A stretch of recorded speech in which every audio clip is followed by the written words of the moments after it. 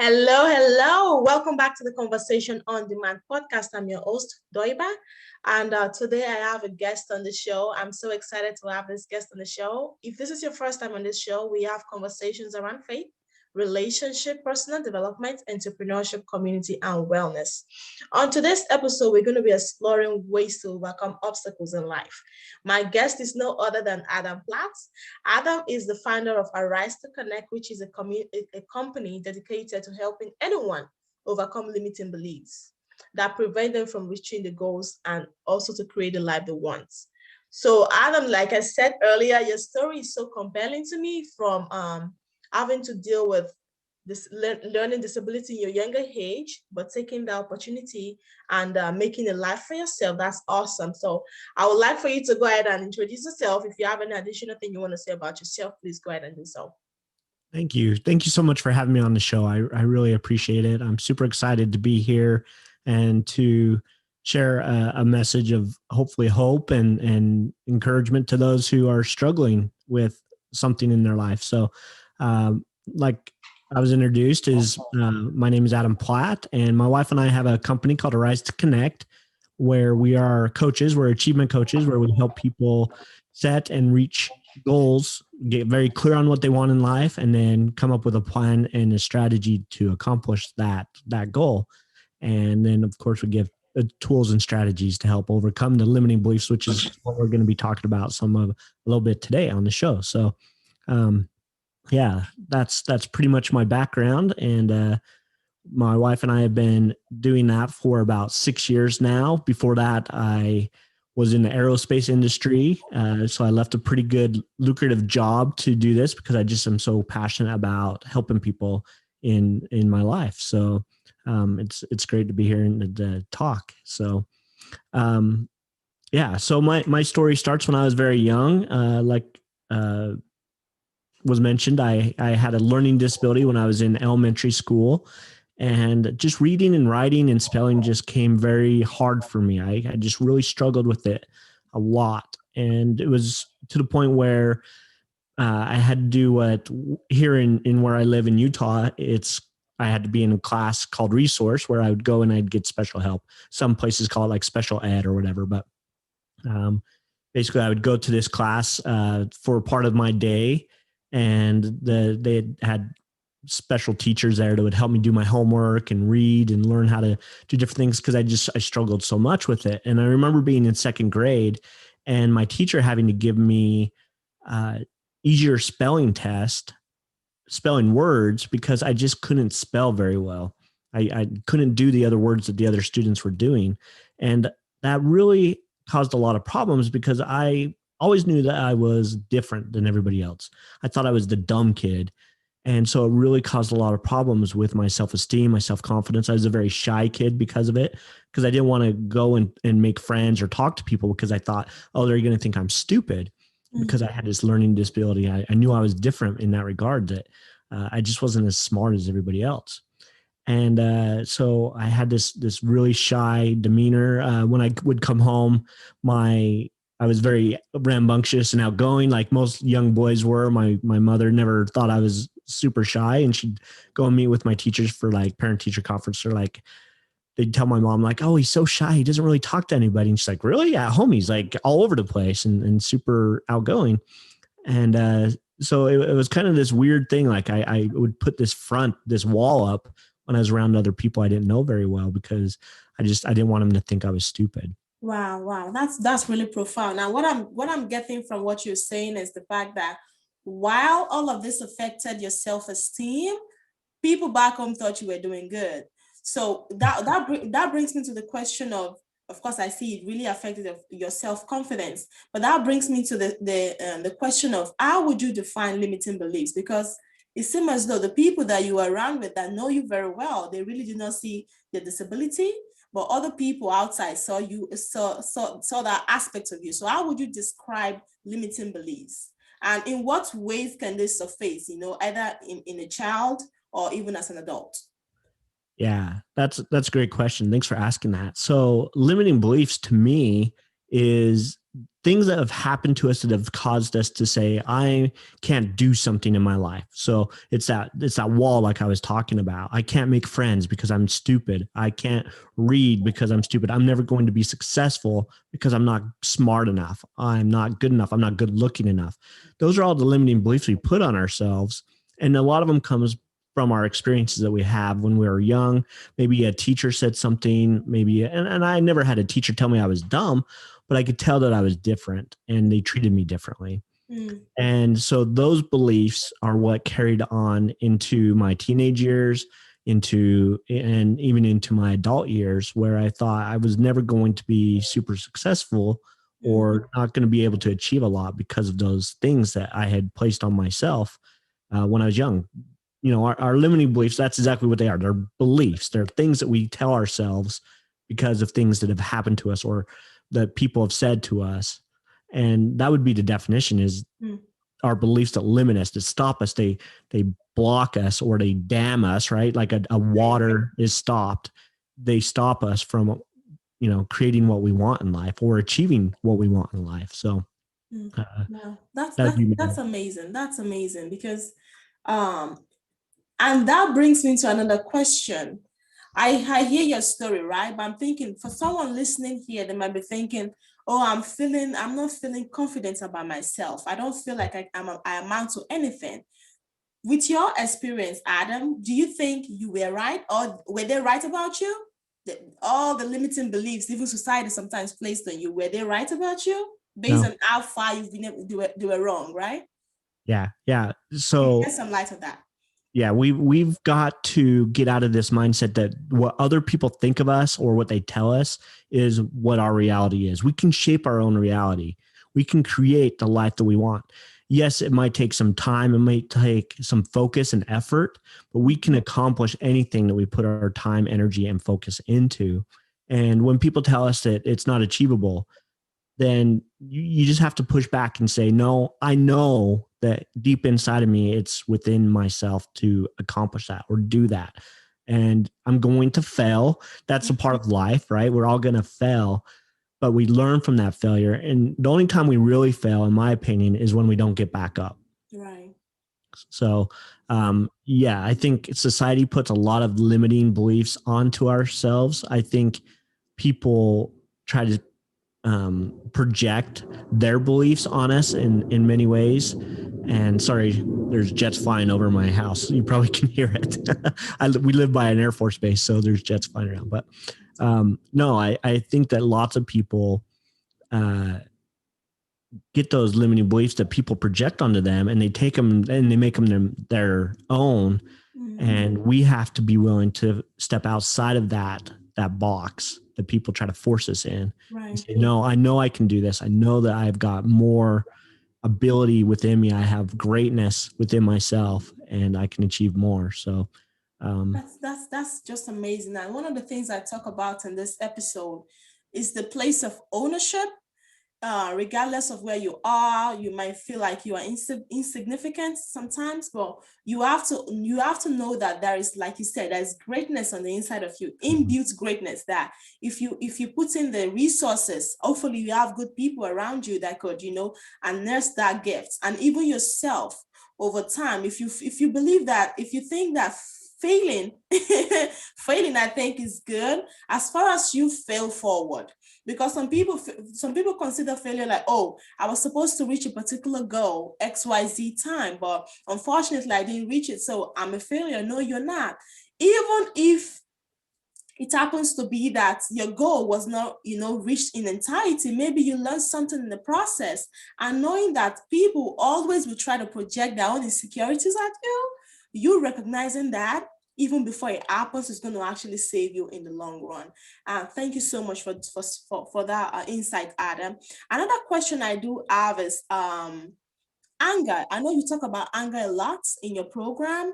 Yep. Where is the place of anger in all of this? Yeah, anger it's one of those emotions that I think is misunderstood oftentimes. Okay. And the reason why I say that is anger usually comes from a place of fear. When you get angry with somebody or something or with yourself, it's because you have some kind of a fear going on. I remember one time my wife and I have 5 daughters, and one of my we have our youngest are 7 years old and they're twins. But when they were about 4 or 5, they'd gone outside to play with some friends. And we live on a pretty quiet street. There's a lot of kids that play and stuff, but it was getting dark, and I couldn't find one of the twins, and I was getting like pretty upset. Like I was worried. Like, okay, it's dark, it's getting late, they need to come home. And I started going knocking on the doors of the neighbors that they usually go and play at, and she wasn't at any of those houses. And finally, she came walking up the street. She had gone somewhere further than she should have, like most kids usually do. They don't listen to all the rules. And I was really upset with her. I was mad. And I started kind of getting, angry, and started yelling at her and chastising her for not coming home when she should have come home and things. And later on, I stepped back and I'm like, why did I get so angry at her? It was because I was scared. That fear overtook me of, I was worried about her. I was scared that maybe someone had taken her, or she'd wandered off somewhere that she shouldn't have, and she didn't know how to get home. And so that fear turned into anger once I got into where I found her again. And I think, and most times when you get angry, it's because there's a fear, an underlying fear. When we get angry at our spouse or our loved one, it's usually because we have a fear, like some kind of a self-esteem fear, like they're going to leave me, or they're going to, think badly of me, or I'm going to lose something. You have a fear of loss. And so fear, although it's an emotion that we need to sit with, and it's going to happen, we need to understand, like, okay, step back and be like, what is causing this anger? Is it a fear on my end? Is it something that's real, or is it just something that I'm manufacturing in my mind? And most of the time you'll find that it's something that you manufacture in your mind.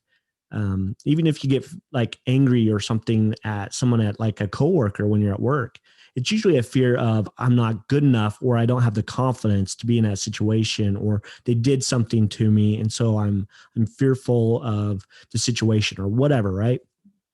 Usually fear comes, or anger comes down to an amount of fear that you're feeling, whether that's just a low confidence in yourself, or something you're going to lose something, or something like that. Wow, So, wow, wow. um, So yeah. what I'm getting from this is fear or anger in itself is not bad or good.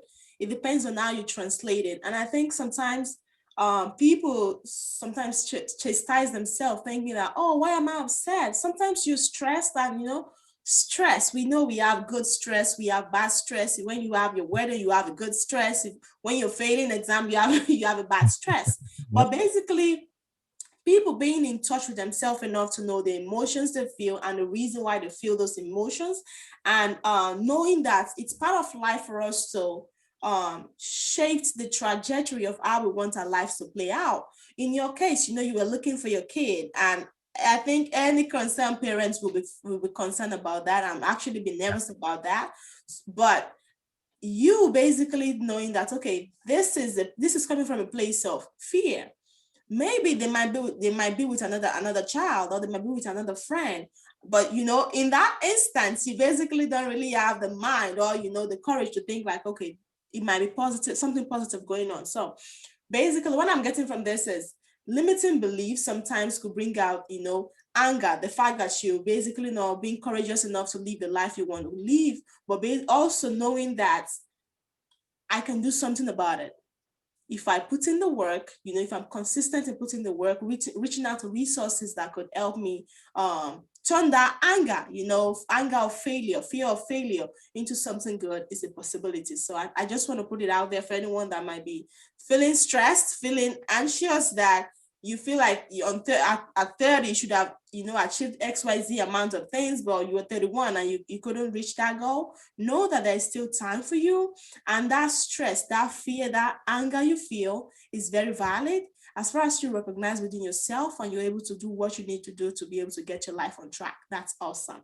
So another question I have for you, I think my audience will benefit from, is how does anyone tap into their greatness? Because some people feel as though they've tried so many courses, they've gone to so many seminars, but there's just something.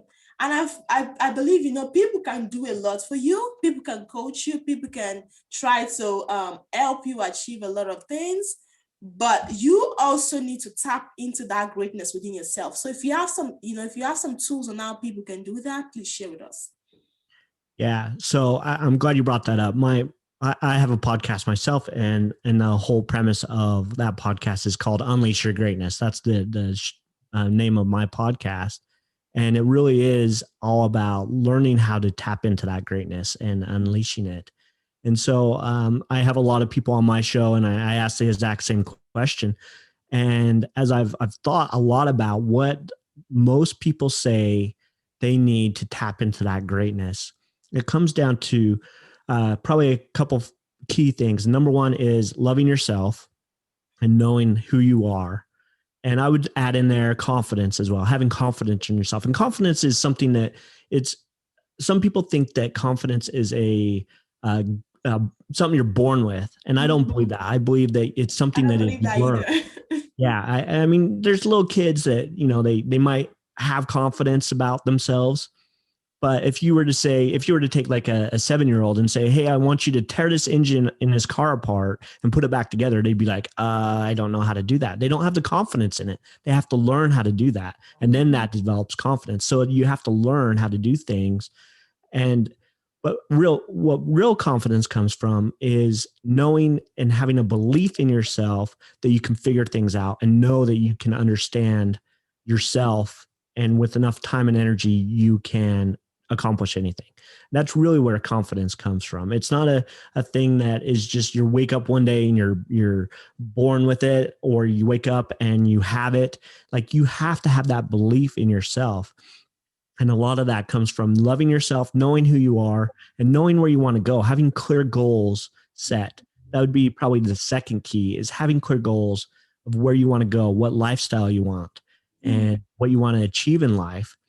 And I believe that once you have some confidence in yourself, that belief in yourself, that love for yourself, and then you have clear expectations of what you want and where you want to go in life, then the greatness is going to come. Yes, you're going to fail. And like you said, you fell forward, right? The only time you fail is when you don't get back up and you keep going after it, after that goal. But,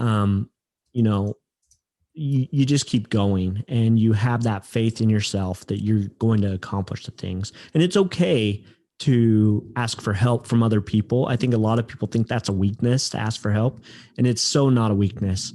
Right. You have to ask for help when you need help, and don't look at that as like, oh, people are going to think I'm weak or vulnerable in some way. It's okay to ask for help if you're struggling with something. Right. There's people out there who have overcome that struggle, and going in and learning their expertise and their experiences can help us. So that would be the third thing, is make sure to ask for help when you need help. So those would probably be my top 3 things. Love yourself, have confidence in yourself, be clear on what you want in life, and then ask for help when you need it. And that's how you really can tap. Thank you so much. I feel as though you brought something that seemingly seems so complex and put it in very simple format. Loving yourself. And I think, right now in culture, we're talking about self-love, self-care, and people think about, taking myself on vacation. No, it's basically believing who you are as a person. That's it. Regardless of what you have. And I actually did an episode on not tying your value to things you have, whether a job you have or amount of money you make and things like that. But thank you so much for bringing the point that, loving yourself, believing yourself, having clear goals, because sometimes we definitely do have the capacity for greatness, but because we don't have clear goals, it's basically like you trying to find a sand within ramen noodles. Like, everything is all tied together, and that is just a tiny bit of, your greatness is big when it comes out in the world. But when you are still trying to find your place and space in the world, you want to set clear goals. That way you can attract the people that basically are for you, that could guide you toward that. But a lot of people don't take the time to, that is part of self-care, self-love. A lot of people don't take the time to really set those clear goals, sit with themselves. What do I really care about? What do I want to be in life? What do I want my life to turn out to? I think if anyone listening let me tell you, you will have the capacity for greatness, and the amount of greatness that you have in you, only if you realize it. Like, we are all geniuses in this world, only if you realize it and ask for help. That was one of the things I also struggled with. I felt like, oh, I have it all together, I don't want people to know that I'm struggling with it. No, people that truly care for you, the people that want to see you win, oh my goodness, regardless of your flaws, they're going to come get you, they're going to come after you, they're going to help you get to where you're going to. So please, please, please, please, please, if you don't get nothing out of this conversation, love yourself, set clear goals. You are capable and able to accomplish more in life. And as far as you're able to ask for the help where you need it, with the people that have your best interest at heart, let me tell you, my friend, you are up to being the best self anyone can dream of. So please, please, please do that. Thank you so much for that. That was just profound to me. That was really, really profound. You see, I kind of got passionate talking about it all of a sudden, right? Another thing I would like for you to talk about is, because a lot of people listen to this podcast, another thing I would like for you to talk about is for parents, as guardians and caregivers of children, or taking care of people. What advice would you think, for people that might be dealing with, have kids, that have learning disabilities? What are some tips you think they can, use to help guide their child or whoever they're taking care of? Yeah, I think when you have a child that has a disability of some sort, you need to, number one, let them know that it's okay to be different, and that society is going to try to put you in a box of some sort, and it's okay to not be in that box. I love that. And especially the school system right now. I mean, here, and this is a little bit of my soapbox, but the school system really has not changed much in the last 200 years. It's pretty much the same, but we have evolved as humans, and so many kids learn on different ways. And so, like, for instance, like I said, my wife and I have 5 daughters, and a couple of those daughters have struggled in school like I did. And I just know that eventually something's going to click, like it did for me. When I got in about junior high, things just started kind of clicking, and I started getting things. And my oldest daughter, she's 19 now, she had the exact same thing. She struggled a little bit in school. She struggled with reading and writing. And then she got to a point where things just started clicking. And we have one of our twins right now who's kind of the same way. And they're like, hey, we want to have her tested and do all these things to her to see if she's going to be okay and if she needs help. And we're like, no, she's going to be fine. And we just tell her all the time, she's good. She's smart. She's going to get it. And so I think you need to really focus on that. They're okay to be different, and and to just love them where they're at. And that doesn't mean that you don't get the help that they need, because there are kids that need help. There are kids that need special attention, and I understand that. But you also they need to understand that they're loved, that it's okay to be different. It's okay to not be like everybody else. And that just because they are different doesn't mean they won't be successful in life, because there's lots and lots of different ways to be successful. When I was a kid, podcasting wasn't even a thing. And yet now here it is, people making a great living doing podcasting and YouTube. And those things didn't even exist when I was a kid. And so when I was a kid, like, you couldn't even say, like, when I grow up, I want to be a podcaster, because it wasn't even there. And when my kids grow up, there's going to be things and opportunities for them to make a great living that aren't even available right now. And so to say that they're going to be a failure, or they're going to be not able to do well in life because they don't fit into the box society tries to put them in, is such a bad thing to tell any young child. So yeah, just love them where they're at. Let them know that it's okay to be different, and just help them with whatever they need. So that's really what I would say focus on. That's awesome. So basically, whoever is listening, either you're a parent, you're listening for yourself, positive reinforcement, continuously tell yourself you're capable and able to be more, and love on yourself, love on your kids, because especially as parents, you are the first person they come in contact with that speak life into them. So continue to speak life into the lives of your kids, and know that, in life we evolve, and there's going to be so much opportunities. it might be that you might not fully understand what's going on with them, but know that they are here for a reason and they are capable of more, and they can create their own path for themselves. Don't put them in a box. People can create, their own life for themselves. And I just hope this has really encouraged you. This has really blessed you. I really love to keep it short. So again, my name is Doiba. I'm the host for the Conversation on Demand podcast. Adam, where can people find you if they're looking for you?